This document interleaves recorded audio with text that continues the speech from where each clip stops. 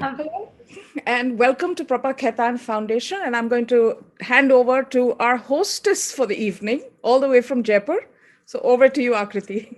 Thank you so much, Advaita. A very good evening, everyone.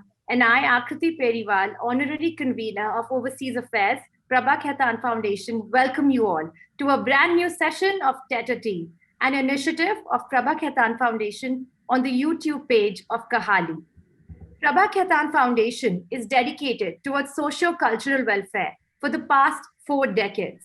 Based out of Kolkata, the organization works all over India as well as abroad through a vast network of similarly dedicated volunteers and associates. We thank Ms. Advaita Kala for creating the platform Kahali, which brings forth the various personalities from varying backgrounds and helps enlighten the audiences with their experience and knowledge. At Tete sessions, personalities from varied walks of life come on board and speak on a particular subject. It's a freewheeling conversation where the audience gets to experience the guest's views firsthand. Today, we have with us Ms. Desiree Punwani, a counselor and therapist who has been in the mental health, well being, and social work field for several decades. She is associated with various prestigious organizations and conducts online training programs and webinars on well being and spiritual health practices. In conversation with her, we have Ms. Advaita Kala. Advaita is an Indian author, screenwriter, and columnist. She's written screenplays for films such as the romantic drama Anjana Anjani and the thriller Kahani. Apart from writing for films, Kala has also written two novels, Almost Single and Almost There. During COVID-19 outbreak in India, she ran a community kitchen by the name Janta Rasoi in Gurgaon. Today's session is presented to all of you by Shri Cement Limited, and I'm sure you're going to enjoy it. So I welcome you all to today's Tete Tea, and I request you to sit back, relax, and enjoy. Thank you, Akriti, for that wonderful introduction. And of course, Desiree, thank you so much for taking the time to join us. I have a longish introduction for you, if you'd permit me to read that out. So Desiree came into the field of wellness by default. Her experiences with transforming her life were so powerful that she felt that it was important to share them with others. Over 20 years, she has designed and delivered workshops to empower people who want to proactively participate in their own personal healing and growth. In the last 18 years, she has been a lead facilitator for workshops with corporates and people's groups on various topics like loving kindness, forgiveness, joy, and gratitude. Her joy and achievements have been in helping people overcome emotional baggage that often weighs them down. In India, she works extensively with cancer patients from low-income groups such as Sanjeevani Life Beyond Cancer, an NGO, VCare, and the Gunvanti Kapoor Foundation. She teaches the patients simple but effective healing techniques. Desiree is also an EFT or emotional freedom technique practitioner. Her biographical book, In High Spirits From Hopeless to Shining Self, was published in June I think in 2017, if I'm not mistaken. Last year. Last year, okay, 2020. Yeah. My lockdown baby, 9 months. Lockdown baby. Yes, we all have those. Through the lockdown, she has reached out to people through various platforms and has recently launched her own website, Desiree Punwani. This month, she also launched her own podcast in Hindi, Soul Tadka, where in 10 minutes, you can learn a simple and healthy recipe while absorbing some food for thought. Soul Tadka is available on Spotify and Geo Savan. Desiree has conducted workshops for us prior to the pandemic for 2 to 3 specific groups in retail with women. She now comes to these workshops designed to enable participants to count their blessings and bring joy and happiness into their own lives through a few tested tools. I welcome her and thank her for being a part of the landmark happiness journey. I guess that's from a certain company, which I've read by mistake, but this will be a landmark discussion because this is the first time that I'm actually engaging with someone like Desiree. And so often, Desiree, we hear of people like you especially in these times of great suffering. And we're all, some of us are skeptics, some of us embrace it wholeheartedly. Most of us realize that there is a need for healing in our lives and in our societies. So, where do you start? How do you recognize that this is the time to go on this journey? So I think sometime, if you're lucky, you just realize that as you take on the stresses of daily life, and it doesn't have to come to this kind of an experience like the COVID experience, you realize that, or you have to keep doing some kind of balancing, okay, to be in equilibrium.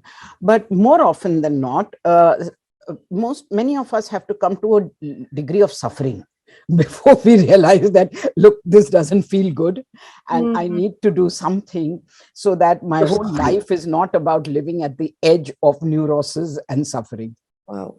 So I think it depends. So I went through a lot of suffering before I realized that this is not working and I need to get out of it. And it's almost, you're so right that one does have to go through a certain level of suffering to feel like, this is the right time to get on this journey, because otherwise we're so happy being status quos. Also, I think there's another thing, Advaita. Very often when we are unhappy, we are not aware that this is unhappiness. Because the outside, like for me, it took me several years, but because on the outside things seemed okay. I had a good marriage, I had a good job, things were all right. So from outside, they were not those kind of triggers or aggravation points, Yeah. So it felt like it was okay. It's only, I think, when my mother kept saying to me, ki, aajkal tum hasi nahi rahi ho, kya ho gaya hai? And later, when I look back on my life, I realized that it was a good 10 years I did not laugh. And I'm a person who needs laughter like you need a vitamin C, Yeah. Yeah.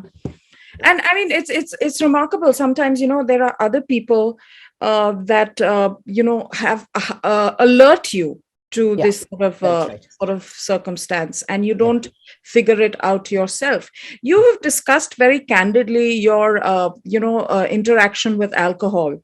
That's and I thought that was very important, especially in these times where these are the quick fixes that we found in our lives to help us get over situations and bad experiences, and even to celebrate. And there's some joy there as well. But what do you think? I mean, how did you come to the realization that you actually had a problem? So I wish I had interacted with alcohol. My husband is a regular drinker. He interacts with alcohol, as in the evening he has his drink, it makes him feel good. I drowned in it. And it was really, when it had gone quite extreme, and my timing was really bad because, my children were very, very young. And I think for me, that was the biggest wake-up call, because the children were young, and I realized that every evening I was out of it. I would literally, black out to sleep. And next morning I couldn't remember things. And I realized that it is going out of control. So it was not an interaction. It was really, if I think when I put my hand up to be saved, someone was there listening and helped me to come out of it. I mean, that's the only way I can understand it. Which is why I feel whatever I can do to help whoever, I am here for that. But we live with a certain permissiveness when it comes to consumption of alcohol, right? And you were what are called flight attendants now. That's right. For very many years, which is a sort of a high flying job, no pun intended. Yes. And you're traveling the world, you're meeting new people, you're socializing a lot. How do you go from being a social drinker to being someone who has a problem, and that to a woman, because in our society, these sort of afflictions are associated with men and not with women. So the men are tolerated or permitted when they have it. Okay, Right. women are not. This actually is a very, very big problem, because therefore it's much more difficult for women to come out and say that they have a drinking problem. So first and foremost, I think if we can just talk about, what is addiction, because it's not, I mean, I went through alcohol, and alcohol, of course, because it's not socially condoned. When I came out of it, but I've had other minor ones, which for me have been as serious, but socially they are insignificant. Okay. So an addiction is when anything comes in the way of your normal functioning, and knowing that you still cannot stop. Okay, so much later, after I overcame alcohol, there was, of course, cigarettes, because they had gone hand in hand, and 6 months later I had to give up cigarettes. But then after that, there was a very there was Red Bull, there was coffee, and then finally there was these computer games. Okay, and everyone would tell me, but you're only playing a game.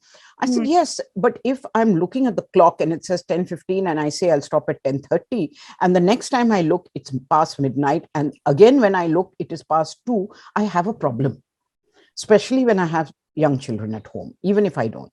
So understanding that there is the addictive mind, and the addiction, whether it is alcohol or whether it is a computer game, generates certain chemicals that your system craves. And this can be, of course, computer games, but it can also be anger, it can be sugar, it can be shopping, it can be gossip, endless talking, So all these are not recognized, because, it's okay.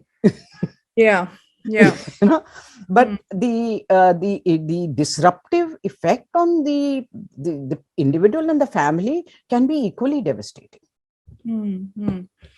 And which year was this when you kind of woke up to this realization, and how old were your children? Because you have 2 daughters. Yes. So my daughters are now 33 and 35. So the stage for my alcoholism, I believe, was set even before I got married. Oh, I feel, when I look back. Okay? But because I was, as you said, I was an army officer's daughter, I was in the kind of situation where alcohol is part of our life. I married a man who, as I said, social drinker. Yeah, a social drinker in our community, offering a woman a drink and she has a glass of wine or whatever, vodka, whatever, is perfectly normal. All this got covered. But when my younger daughter was 6 months old, so I could hold back. And I think this is very important for all of us to understand. I could hold back because there was something I wanted more, and that was 2 children. So I married late. I married when I was 30. And my whole thing, and my husband was 40. So my whole thing was, I want 2 children. And with my job and my lifestyle, it took a little time happening. So till then, it is the mind also realizes that she wants it so much, I won't win just now. It kind of holds back. And when the second child was born, and mind you, through my pregnancies, I could totally, the moment I knew I was pregnant, till I was nursing, I could totally give up on both with no problem.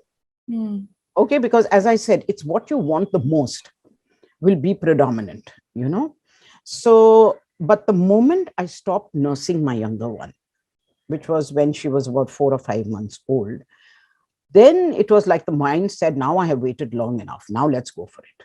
Yeah. So my slide was also very steep. The slide was very steep. And this whole period of going into the alcoholism and the coming out was a period about 5.5 to 6 years, of which 1.5 years was totally devoted to efforts to come out. So it was succeeding and failing and succeeding and failing. The maximum I was able to keep away from it was 4 months. But I had to keep trying and keep trying. And even when I gave up, I mean, today I can tell you that, 15th August 1994, but till 1 year or 2 years were over, I didn't know that was going to be the date. I could have sat here and said maximum was 1 year. So what was harder, giving up alcohol or nicotine? No, the alcohol, because it was the first one. And AA had not worked for me because I was introduced to it in a very wrong way. So I had to literally pray for something else. And it came through spiritual understanding. I was very fortunate to find a good teacher who taught in the modern idiom. So I could understand what he was saying, and he allowed me to come to his class, even though I drank and I smoked, and even though I drank and smoked before coming, and sometimes even smoked in class. It was very, very gracious and large-hearted of him, very, very kind, and it's there I understood what is kindness. Kindness is understanding how much this person can do, because slowly then he would tell me, now you can only smoke in the tea break, and then he said, now you can't smoke. But by then I was so hooked on that, you see, again, it's what you want most. I was so hooked on that not smoking for those 3 hours of his class was easy every day. So, it helped me to that whole experience helped me to devise a system for myself, which I used then later for smoking, and I have also used in other ways, and I have helped other people with it as well. Wonderful. And as you go along, you also speak about counseling for cancer people. You're yourself a cancer survivor. That's right. Yes. And that must have been a blow after, feeling like you've conquered this drinking challenge in your life, then to be diagnosed with something like cancer. So I'll tell you something. I practice and I teach gratitude. Okay. And I feel I can do that because I have one blessing. I am able, just, I don't know, intuitively or in some kind of a way, I'm able to see the blessing even in most difficult circumstances, without in any way being, holier than thou or virtuous or anything about it. It's just something, how some people can understand maths, which I don't understand. Neither. Okay. I'm not one of those either, so I can't. I can understand this. So when I had, so I think the cancer came perhaps 5 or 6 years after I had given up and changed my lifestyle. Okay. So what used to happen? So obviously there was a lot of this kind of loving kindness, gratitude, forgiveness. I had been doing all that. That was my medicine, right?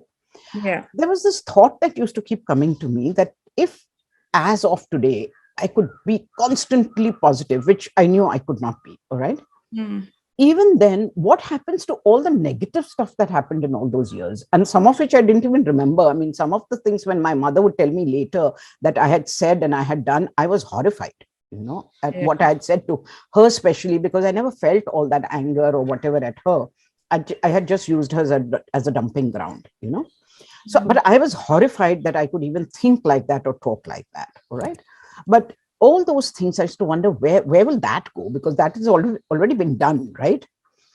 So when I was told that I had this particular form of breast cancer, it is today called pre-cancer. That time it was called cancer, all right? It's DCIS, ductal carcinoma in situ. It's typical of the breast. And if you remove the breast, then you don't have to do chemo or radiation. If it's caught early enough. So it was caught early enough. The doctor told me, I will need to remove your breast. Are you okay with that?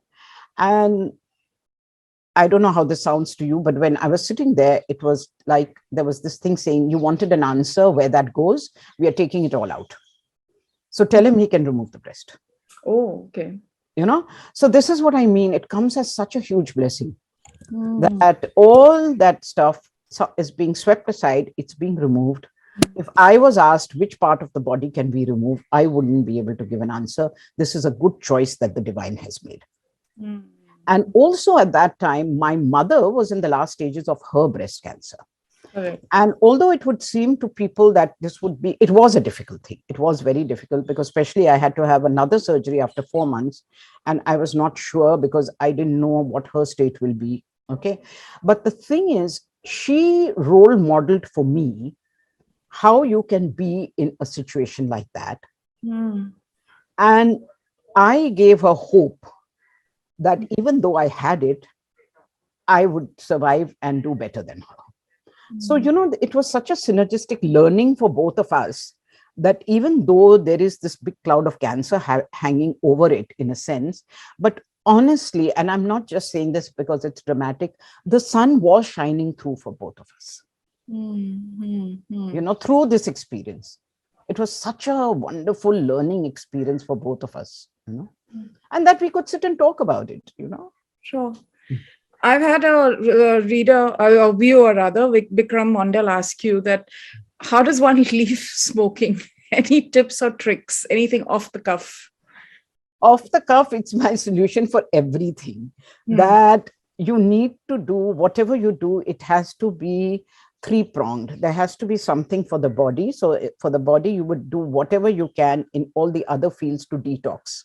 So, make sure that if you're smoking, so let's say if you're having bajra roti and dal, your urge to smoke is much less than if you're having a mutton biryani. So, Yeah. Okay. right. So first you remove all those triggers, the heavy foods, the toxic foods, the rajasic foods. And if you are having a cigarette after a cup of tea, you stop that. This is all what I had done. Okay. So because that's your trigger. But while you're removing that, you continue to smoke first for a few months. First you get rid of these things. Okay. So, and then you also make sure that you exercise, you walk, all that. So that's for your body. For your mind, you make sure that you are, that whatever goes into your mind. I mean, like when I was giving up drinking and smoking for 6 months, I didn't watch the news.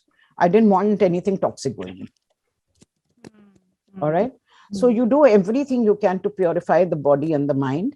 And spiritually, whatever you can do, if you can't do anything else, just one quotation, inspiring quotation a day, something nice to hear, and also give your creativity rein. Okay, so that's body, mind, and soul, or body, mind, and spirit.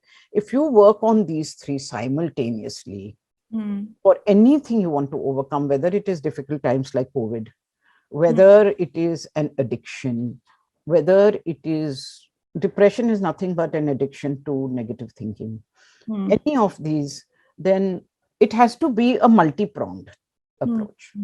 If you do that and you set the stage first, you say, I'm giving myself 2 months to put things in place. Because you don't want to give up smoking and tea at the same time. It's too much.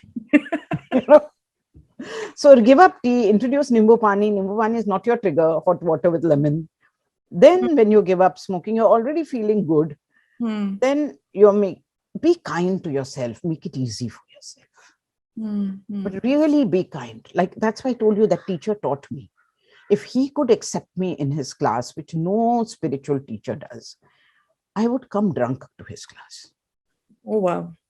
And he could see through it. So be kind to yourself. Say, it's all right. We are working towards it. And, I would just want to first say, of course, our viewers, please keep your questions coming. I'll keep asking them as I read them. I think this is a wonderful opportunity to learn from Desiree. So please keep them coming. But, Desiree, I want to know about your family, your intimates, so to speak, your spouse, your children. How did they help you? Because they say when you have to conquer addiction, your support system needs to be very good. Absolutely. So the first support system I got was before I even realized that I had an addiction, which is that I had a good life. Very often because people feel when you have an addiction, they want a gory story. I was abused in childhood. This happened. So there was nothing. I had a very happy childhood. I had wonderful parents. I loved my job.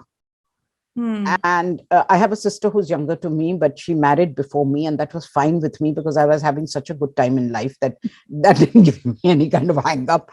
Okay. The man I married, we were good friends from the day we met. We had this really warm relationship. We had a good marriage. So I've been spared blaming anyone. And I really say spared because it's a big grace when you don't have to, blame someone for your shortcomings. Okay. So that was the first support. But in terms of people, my husband and my mother were a very, very big support. My husband kept telling me, I know you'll overcome it because I know why I married you. Okay. And I couldn't see myself in that light. I couldn't. Okay. But I think that faith helped me a lot because the times when, there were times when I would promise, the very dramatic putting my hand on my children's head and saying, I'll never do it again. And within 1 hour, I was doing it again, made me feel like shit. Yeah. Okay? But having someone who had faith, but here I want to say one thing, Advaita. Even if you don't have that, you owe it to yourself. Suppose you don't get support, because sometimes when we are addicts are impossible Fortunately, I had a good nature. So when I drank, it wasn't like the worst came out. I mean, those few things that my mother told me shock me even now when You I weren't think an about angry it. drunk, so to speak. Yeah, and I wasn't a destructive drunk or, abusive drunk in that sense. Okay. So it was easier for people to live with me. But I know people who are impossible. They're impossible before drinking, and after drinking, they're absolutely impossible. Yeah. Yeah. And also, many of them put the family in such financial dire straits that it's very difficult then to get support, and the family tries, but they just don't know how to reach out to you. Because one thing is there with an addict is that the nature of the illness is such that you become a liar. So it becomes very difficult. But Desiree, don't you think we all need cheerleaders? We're already leading such isolated lives. Yes. Well, we're on the internet, or now because of COVID, cut off from people.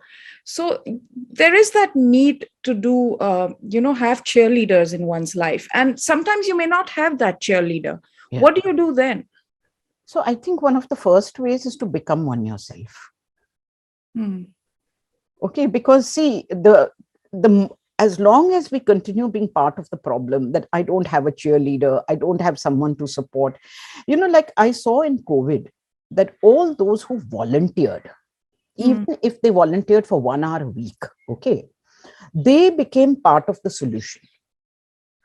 Yeah. The moment you become part of the solution, that's why this prayer group I told you I started, where I would post a request for prayers for people who were sick and had problems.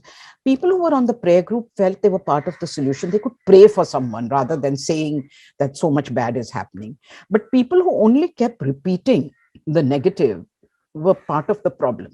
So whatever first step we can take to offer what we want, because the universal law is also what you sow is what you'll reap. Yeah. So if it is not happening, rather than saying it's not happening, just do it a little for someone else. You are starting the cycle that, they say, oh, Buddha started the Dharma chakra when he went to the Lumbini Park. So we also are potential Buddhas. No, what is this? This is my salutations to thee, O Buddha to be, because this is the closed lotus, right? And we are all like that, no? Yeah. So when we, beautiful, yeah.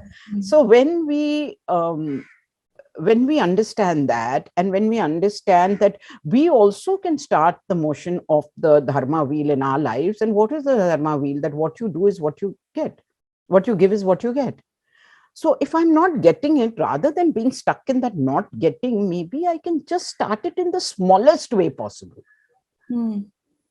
That could be one solution, no? Could be. But then, this COVID situation, for example, comes with a lot of fear. Yes. And fear is very limiting. Yeah. But we all experience it in different measures. How do you conquer that fear? The fear of suffering, sometimes even the fear of intimacy, or investing too much in people and not getting back, or feeling let down. So, or parting. I'm a real sucker for alliteration. Okay. I just love, this words with the same letter and things. So, it around. Yeah. So the other day, actually the same thing really someone else asked me in Hindi. We were thinking for our podcast and we were talking, and I realized that, and truly, I mean, not I realized this, I really believe that the first step in anything, whether whether you have a cheerleader, you don't, whether you're overwhelmed, as you said, in this COVID situation, the first thing is the go-to is the breath. Okay, just that deep breath, that single deep breath. And Advaita, I'm telling you this, okay, in the past, I have done a lot of meditation. In the past, I have done a lot of mindful practices. For several years now, I have not been doing any of these things. Okay, I've just been living day to day normally. Okay, I get up in the morning, I struggle and I say I must go for a walk, and I try most days to win. Okay, it's like anyone, all right? But yet, I tell you, it is the thing. So for someone who's not doing it so much, just last week we had this, thing about maybe we're all getting COVID, all right, in the family. And finally, my one child got it also. But I found I was so tightly wound because, that what will happen. I didn't realize I was tightly wound. Okay. And then suddenly I just took this deep breath. And it's not that I did it consciously also. Okay. I think I was just so tight that the body just had to release, And as I went like that, it was suddenly as if, the clouds parted. And I just truly, I'm telling you exactly how it happened. I just came into center and I said, all right. So if we get it, so what? What happens? All right. So many have it. Within an hour, I had the family on the table and we discussed openly that, all right, if we get it, if A gets it, where do they isolate? If B gets it, what do we do? Does anyone get hospitalized? Blah, blah, blah. Within an hour, we had talked openly. Everyone had said, everyone breathed deeply without realizing. And we came to a calm. So when my one daughter got it, it was fine because we'd already thought about it and everyone was peaceful. So my first thing, so that my alliteration in Hindi is saas. Okay. So that is the first one. You need to just take the first few breaths. Is there anything we can do right now which could So give take the first. So what, I'm going to leave you with something for this, which is from the tapping, from this EFT tapping that I do. So let me just explain the 5 points very quickly to you. And how much time do we have just now? We're fine. We have another 12-15 minutes. Okay. So the first is the deep breath, the saas. The second is the acceptance. So it is saas, swikriti, santulan, samadhan, and for all this is the fifth, which is sahayata, where you need to take help, you take the help of whatever you need to take. Okay. So when you take that deep breath, you release and something starts slowing down. So anyone can try it. When you're really angry, just take 1 or 2 deep breaths. Now try and go back to that intensity of anger or that intensity of fear. You can't do it right away. Okay, you would have to work at it. And why would you want to say, I must come back to that intensity of fear or that intensity of anger? Okay, it immediately, it's like applying a gentle brake. Okay, so that's the first. And then the second is to just accept that this is how it is, but to accept it with, so it's a little different acceptance. So I am so fearful just now, yet I love, accept, and forgive myself. So you're not saying, oh, I'm not fearful, or it'll be all right when you don't believe it will be all right. You're facing the demon. You're saying, I'm terrified, yet I love, accept, and forgive myself. Okay, so this love, accept, forgive myself comes from the EFT tapping process. Okay, but I find it works very well, even without the tapping. Now, the moment you do that, you have acknowledged both. You have acknowledged that there's fear, and you have acknowledged that you are looking for a balancing of that, something to relieve that suffering. Because the fear is suffering. And what we want always is to relieve the suffering and increase the happiness. Okay, this is the eternal quest. All right. So the moment you take that deep breath, you've done the first thing to relieve the suffering. And when you say, I accept it, you're dropping resistance. Okay, and you're doing both together, and both together is crucial. Okay, as it is. I really am so angry with this person, yet I love, accept, and forgive myself. What am I forgiving myself for? I'm forgiving myself for my inability to come out of the suffering, for the contraction and the contortion I'm going through when I'm suffering, when I have fear, when I have anger, when I have any of these limiting feelings. Okay, and there is a contortion when you're fearful, when you're angry, the body, when you're angry, the body goes like this. It's an unnatural contraction. The body is never like that, right? So you are just saying, listen, guy, I'm sorry, but just now I'm helpless. Okay, and I'm just accepting all this. All right. So the second is, the third is Swikriti, and then it is Santulan, the third one. Okay, coming into balance. For coming into balance, we have so many things we can take the support of. That's where the Sahayata comes. We take the support of proper food, adequate sleep, some form of exercise, some form of positive food, even if, as I said, it's one quotation, you don't have to do big things. Okay, even 3 minutes sitting silently, don't have to even use the word meditation. 3 minutes, look out of the window, look at, if you have a tree outside, look at it, see the colors, come back in the evening, look at that same tree, look at the colors, how they have changed. Understand that life is about change. Your moods like that also will change. Just observe. Okay, come into balance. Use whatever you can to do that. If you require to ask someone to help you, to cheerlead you, to support you, to encourage you, to say I love you, to hug you, to then say, don't wait, say I want you to hold me just now, can you please do it for me? You know, when my kids were young, when they would be upset, like if two fought, instead of trying to sort out, I would just ask, are you really feeling bad? Do you want me to hold you while you cry? And they would say yes, and often they didn't even cry, but just knowing someone is happy to hold me. So ask for it. Most people don't know that how to offer it even, you know. One of our viewers, Desiree Samir, is asking that, and I think this is a really important question, because I suffer from this very often as well.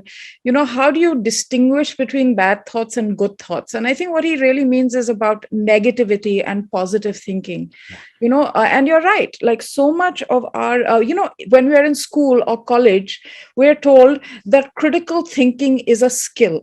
You know, the more analytical you are, the more critical you are, that's a skill. And that's true in terms of academic study, research, conversation. It is a skill. But it also permeates, that cynicism, you know, permeates into your everyday life, your interactions, everything. And then, you know, it's the cycle of thought that you cannot break out of. And that I find very damaging. And it's something that I experience as well. How does one break out of that cycle? So you asked me two questions. Breaking out of the cycle is, so it is cause and effect, right? I'm thinking like this, that is causing me to feel like this, that is causing me to feel like this. So there, what it's, so instead of cause and effect, it's cause, pause, and effect. That pause is the breath. You know, it's something we have from the day we are born. I mean, from the moment we come into this world, empty lungs, take a breath, life starts. We breathe that out, don't breathe it in again, life ends. It is there, and we are not even aware of what a powerful thing we have. And this is a non-meditator talking to you. Yeah. You know? Just that, you know, I find the moment I'm getting defensive in an argument, if I can just take a breath, my instinct will tell me if I am wrong, and I can at that moment say, hey, listen, stop for a moment. I'm not defending myself anymore. What you're saying seems to make sense. Can we just pause for a moment? I want to think on this. I have diffused that bomb. So the breath is, it is the 1 point thing. Then of course everything else comes from that. Mindfulness, whatever else you want, you know, all starts with the breath. It is our pause. It is, if I want to be enthusiastic somewhat about something, you know, even for pain, this is the place where I'm able to help the cancer patients most, because pain is contraction. See, my hand is open, there's no pain, right? Once I close it, within half an hour, it will start hurting. Why? Because it's closed. When I'm fearful, when I'm angry, when I'm having repetitive thoughts, my whole system starts tightening and closing, my veins, my arteries, my whatever, everything. The moment I take a breath, I have a glass of water. It has to open up a little. Now, if I will continuously do that, I have the thought starts again. I don't resist that, because that is a losing battle. Okay. I just keep taking deep breaths inside. It's like I'm constantly applying that gentle brake, which is preventing the car from going out of control. Yeah. Yeah. You know, this is what I'm doing. I'm not taking on battles I can't win. You know, just gently. All I can do just now is take one breath. That one breath will slow this down even 0.1%. I have started a process. Yeah. There is something else that's going on parallelly, something called toxic positivity, because there's been this explosion of, this sort of easy, good, quick self-help, not rooted in any spirituality. It's the era of the Instagram influencer who comes on, looks good, takes 2 minutes and says, do this, and change your life, manifest this, manifest that, manifest your dream car, your dream apartment, kind of appeals to all those desires in people.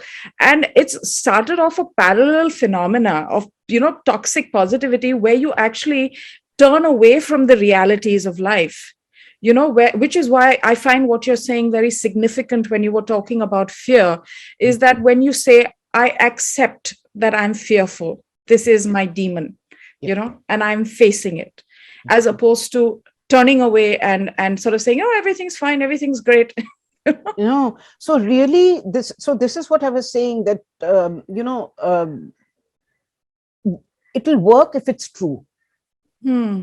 And when you talk about what you're talking about, toxic positivity, I totally agree. And one more very toxic thing that is there in our environment today, it's been hugely useful, but which is very toxic is plastic. So if you see plastic, our credit card is plastic. The counters when people go to casinos, they are plastic. All these plastic doesn't make you realize this is real money. You don't realize, okay? The counters, you don't realize, all right? It puts you in an illusion or a delusion. And this whole thing that you can just do it like that, how can you do it like that? You just have to, it has to be a balance between knowing that these are the things I fear. These are my, I'm using the word poison, but they are the poisons in us. Okay. And these are the difficulties I have. These are the struggles in my life. And I accept it. That's why the kindness. I accept this. But with this, I also know that I have strengths that can help me to neutralize these. I'm not in a fight. I am resolving these, I'm neutralizing these, and I'm doing this slowly by making it all alkaline. Like acidity, to neutralize, you have to make the body alkaline. That's why I say, if you want to give up smoking, it's very acid. Please have foods that are alkaline. Please have thoughts that are alkaline. Okay. So as I increase my alkalinity, the acidity will become less. So I think there's a good way I can explain this. This weighing scale that our vegetable man uses. Okay. So here you have that cycle of thoughts and negative thoughts, all that. And it's, weighing down, right? What we are doing, we are struggling to make this lighter because this side is empty. Okay. But we're not succeeding. Even if we can remove generally not more than 5%. And it's a huge struggle of 50% to remove 5%. Okay. So let's accept this. Let's bless it and say, okay, you are part of me. I accept you. Like when I get a fracture, I have to accept it. When I'm short-sighted, I have to accept it, or whatever it is, in order to heal it also, right? Now what I do, this I bless, I allow it to be there lovingly, all right? And I start filling the other side with whatever kind of positivity I want. So if I can have a positive thought, which has nothing to do with this, if I can do if I can say a kind word, if I can do one generous action, one generous thought, if I can eat one good food, all this is going on this side. When this becomes heavy, no matter how heavy that is, they will come into balance. When they come into balance, when we are in balance, there is a sense of wellness, no matter how heavy both are. So the trick is to make this heavier. That's beautiful. And then little bit that you'll take out from there, you will be able to, because now you have this feeling of, I can. And this word, I can, was so crucial in my recovery. It's still my mantra, and it stands for improvement, constant, and never ending. Small steps, continuously, even if they're not showing results. I was 67 kilos. I wanted to come to below 60. And my body is very stubborn. It comes, it says, I like you, I'm staying. Okay. So when I started doing the things, I would do so much and it wouldn't show. My husband, he's so overweight, he would do a little and he'll immediately lose, 4 kilos. It's not fair. And I've lost half a kilo. But this thing, knowing that what I'm doing is right, therefore I need to continue doing it. Okay. And this whole thing from 67 to where I am today, which is 60, has taken me like 4 years. Oh. All right. But it is constantly working on it. Then it got stuck at 64. It came down, then it got stuck at 64. Then from 64, it got stuck at 62. But if you know kindness is right, if you know generosity is right, forgiveness is right, gratitude is right, it may not be showing in your life because the roots of your sanskars, of your negative sanskars, are so deep. Okay. So I'm going to give you one more example. I think this will help. We were in Jamshedpur, okay, for a few years. My husband was there on a posting. One day I was walking on the road and I saw these big trees. They were widening the road, and these big trees, there was like this very bright, like indigo blue or neon blue. The roots were like that, So no one had an answer. Once I got this guy working there and I asked him and he told me, I said, what are you doing? He says, these trees, their roots are very deep. If we just cut them or we try to dig them, when we make the road, they'll come up again and they'll, the road will go all upside down. Okay. So what we are doing, we are putting this little acid, but we have to put it very, very slowly. And this will seep in. It will weaken it right to the roots. And tomorrow, either with the storm or the wind or on its own, it can fall. Or then we can, like almost push it, this thing. Then it won't come up again. So if our roots are like that, every drop of forgiveness, kindness, generosity, gratitude is one drop that's weakening the roots. But how are we to know how deep it is? So we have to keep doing it with trust. Knowing that we are weakening it from the roots. And what we are doing, we are uprooting. We are not doing the leaves like all these affirmations and all do. And for that, there has to be consistency, That's why improvement constant and never ending. And one last quick question before we call it an evening, and because I know a lot of my followers and viewers of this channel are here, and we're all a little bit of social media addicts. And of course trigger happy, especially if you're on social media like Twitter, where it's usually argumentative and there's a lot of baiting that goes on. So people are on there to provoke you very often. And I, usually respond very calmly, mostly. And people often comment that, why don't you get triggered? I don't think I have any good reason enough for it, except that, I just don't like engaging in it. But of course it impacts you. Nobody can say that it doesn't impact you when someone says something so nasty to you on your face, or tries to bait you with a falsehood or a misrepresentation. How does one deal with the pressures of social media? And this even applies to, say, an Instagram, where a lot of people gauge their own success, or Facebook, by the number of likes they're getting, by how people are living their lives vis-a-vis their own lives. I mean, are they having the best holiday? Are their kids looking good, going to the right schools? This endemic comparison that has assailed our lives because of social media, this need to always be right, this need to be ugly and unpleasant because we can hide behind computer screens. These are the modern day social interaction realities of our times. And with COVID, they've become even more pronounced because we're seeing less of each other in person. How does one cope with this? So it is the malaise. However, first, I just want to say one thing. You were saying, how do we cope? So you said, I don't react because I don't like to react. Suppose you were to say, I don't react because I enjoy not reacting.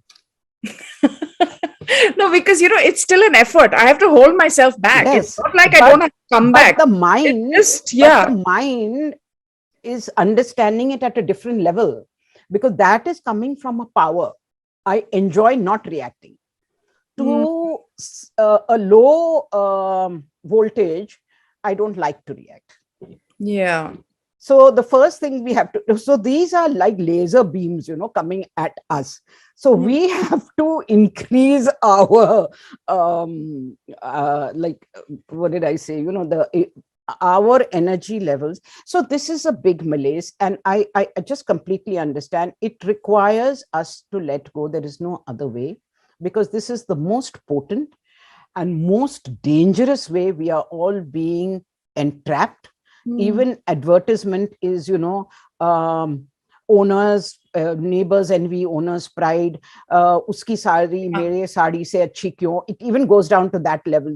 Everything is about ego. Everything is about owning brands, and this. So I know. So when my book came out, I first started off with this Facebook and all, and then I realized, oh my God, I'm getting into this trap. And I worked so hard coming out of it, that after that I thought, the book is there on the basis of its own energy, let it move ahead, but I can't get enmeshed. So this has to be a conscious decision. And if we are praying for power, empowerment, this would be our true empowerment. Because there's no simple solution to this. It's all around us. It's the virus. This virus, I mean, when you're saying it, it occurs to me, this virus is nothing but a physical manifestation of that virus. But it's also part of it, Desiree, is also this whole thing that you want to be interested in other people, but you're also becoming increasingly voyeuristic about other people's lives. You're prying into, I mean, you can spend hours scrolling through someone's Instagram feed and looking at what they ate for breakfast, what they wore to some family person's wedding. And I mean, what is it? Isn't it a bit voyeuristic and futile also? Oh, it's completely, and I'm going to say to you something a friend once said. So we had a wedding among a group of friends. Someone's son got married and we had not gone. And then she invited us home and she said, please come for lunch. And I have this half-an-hour video to show you of my son's wedding. So one of the friends said, पागल हैं क्या, इतने साल ये करके हम इतना सफर कर रहे हैं, अब उस बेचारे की सफरिंग देखने जाएंगे. I don't want to go and I don't want to relive those memories. So honestly, so this requires, so if mindfulness has to come in anywhere and breath practice should come in anywhere, it needs to come in here, because it is, when I said about praying spider solitaire, looking at the clock and then looking again, this is exactly what Facebook does. I look at the clock and I say, I'll look at it for 10 minutes. When I look up again, 45 minutes have gone. And in that 45 minutes, nothing happened, which is of any benefit to me. I have taken in data which is going to disturb the depth of my sleep, which is unnecessary to me, and which I don't know. It's like, when I eat that extra samosa, how is my body going to process it? So when I have that extra this thing, how is my mind going to process it? So it is mental indigestion, physical indigestion. And this we can only give up when we realize the degree of suffering. There's no simple answer to this. Only when we realize the degree of suffering and the cost of it. The cost is so not obvious. Then we can put restrictions on ourselves. Ki itna, isse zyada nahi. There is no other way. So somewhere, if we are so intelligent, we have to have that ability to draw the line. No? We are all talking about drawing boundaries with others. What about drawing boundaries with ourselves? We are permitting all this in. We are saying, "Ah, बैल मुझे मार, चल चल, मैं खोल रही हूँ, तो बैंड चला, बारात, और पूरी बारात आजा, आज मेरे अंदर बैठ, और फिर मैं सोने की कोशिश करूंगी." And it's a whole cycle. Like someone posts something on Facebook, that then gets transplanted onto WhatsApp, then it goes. So it's like a full-time thing, and it's the tentacles. Yeah. And just look at the COVID. The thing has tentacles. Look at cancer. The image is all tentacles. Really, they say in Buddhism that if you want to drop arrogance of your beauty and your body, imagine your body without your skin. Imagine the phlegm, the stools, the pus, everything that is in your body, the ugliness of it. Okay. If we want to understand, if we want to look beyond the Physical. or the appearances of this, we need to see it like that. We need to see what it is doing to us, how it spreads its tentacles and how it pulls us in. And that is one way, if you have this kind of image, then you move back in horror and you say, no, I'm not getting into this thing. Yeah. It has to be through a self-motivation. It's as vicious and as destructive as any other addiction. You're right. And we are doing it through pregnancies. We are doing it through nursing our children. We are doing it while we are on the table eating with our family. And what we give is what we get. I've looked at my phone a couple of times during this conversation. And this is a conversation that I'm actually very engaged in. Yeah. But still, it's this addiction to look at your phone. So it is that hit, that chemical hit.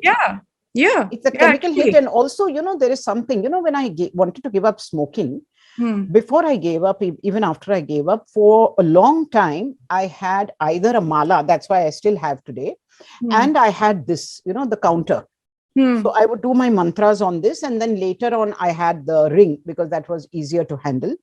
Because see, for 25 years, my hands had gone like this in the smoking, right? Now, if I'm going to give up smoking, my fingers are going to scream, the nerves. Yeah. So to satiate them and calm them down, a similar motion, even Spider Solitaire, when I used to play, I realized later, all these games that I want to play are not the ones where I do dots. It's like this. Because that muscle memory is still there inside. Okay, so when I do this and I chant a mantra instead, I do the balancing. Those scales. Yes. Or when I do this, or when I take because, when you do, even if you do it on this, you can't use this finger. You should not. Okay. So it's the second finger. Okay. So you need to get this movement similar to the movements you're using on your phone. So once you understand, and this is the kindness to the body, I understand, bacha, ki itna time tum is tarah kar rahe the, ab ekdam se nahi chhod sakoge. So I'm giving you something else. Learn to calm down with this. Then together we can work to going to the next level. Wonderful. And I'm going to definitely have you back, Desiree, because you come with two very unique qualifications to handle one or help me recover from one of my major fears, and that is the fear of flying. Okay. So let's do one thing. Maybe next time we'll do the tapping, and then when you said what can we do, we can do tapping. So the 5-point tapping, because it'll take me a little time to explain it. Sure. So that will help with a lot, including fear of flying. Because you've flown the high skies, and it's a very real fear for someone who has absolutely. It's irrational to a lot of people, but I cannot tell you the amount of opportunities I've let go of, even like free trips abroad because I'd have to get on a plane. Yeah. So that's what we can. Yeah. So we can do that together and learn it together. Sure. Akriti, over to you. I think everything that Desiree has spoken today is so relevant considering the third wave that all of us live in. And yes, the world of millennials that we're kind of emerged in right now. So thank you so much. Desiree spoke of practicing gratitude. And I'm sure the entire audience, after listening to this extremely honest and heartwarming conversation, have so much to be grateful for. And so on behalf of the foundation, I would like to thank Ms. Desiree Punwani and Ms. Advaita Kala for today's session, for bringing to light. Sorry, I just want to say that on my YouTube, just yesterday, we have put on 3 videos, which give you a 5-step gratitude practice, systematic practice. Oh, so anyone can have a look at it. And there's a 5 video for the metta practice, the loving kindness practice. Lovely. I'm definitely going to check that out. What's the name of your video YouTube channel, if you can? Desiree Punwani. Desiree Punwani on YouTube. Yeah. So yes, so coming back to the thank you for bringing to light this extremely inspiring journey of self-empowerment, self-awakening, self-discovery, and now enabling everybody around you to do the same. I'm sure everybody who heard this today and who will hear this on the YouTube channel will take away your message of being your own cheerleader in life and being part of the solution always. I would also like to show my gratitude to our presenter, Shree Cement Limited, and associate Kahali. Last but not the least, I would like to thank all of our audience and patrons, without whom any of these sessions would not be possible.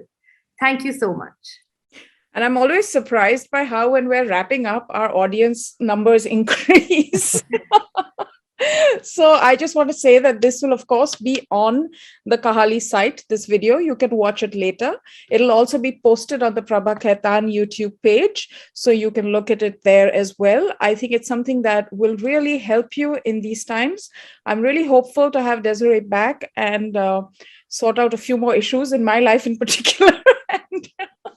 And I think we could all do with a little bit of what they call deep work in this time and age.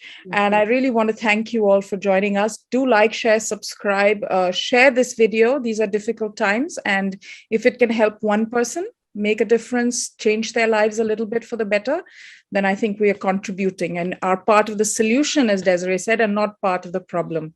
So thank you so much. And I hope to catch you soon with another interesting conversation. Thank you again to Prabha Khaitan Foundation, who continues to bring us these engaging discussions with people who we need to hear a lot more from in these times.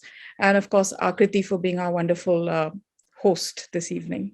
Thank you, both of you. Thank you so much. Thank you.